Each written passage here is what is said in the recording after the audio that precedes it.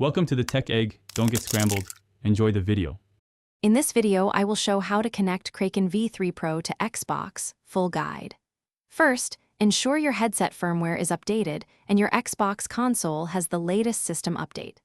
Plug the wired connection into your controller or use the USB wireless adapter if your model supports it. Open Xbox settings, go to Devices and Streaming, then Audio, and choose the Kraken as output. Test chat and game balance, and adjust volume on both headset and console.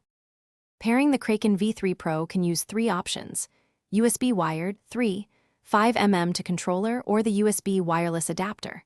For USB wired, connect directly to the Xbox or to the controller if supported and select the device in audio settings. For 3, 5mm, plug into your controller's jack and adjust chat mixer. For wireless adapter, plug into the console, press pairing on headset and adapter until status lights match. Restart both devices if pairing fails and retry. If you are finding this guide helpful, please subscribe and like to support the channel and get more headset tips. Quick recommendation: grab those leak-proof containers to keep game night snacks safe and spill-free between matches. They stack neatly in backpacks and make snack prep faster when you're focused on setup and updates. Check the description for the link and other deals. Now let's get back to the video. Adjusting audio and mic settings ensures clear game and chat sound with Kraken V3 Pro. Open Xbox audio settings and set headset chat mixer to balance game and chat.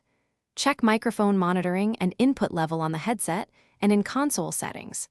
If voice is low, enable microphone boost or raise headset gain. Keep firmware updated via Razer software on PC to resolve persistent audio bugs. Also test with another headset or controller to isolate problems. Thanks for watching. Consider subscribing if I helped unscramble your problems.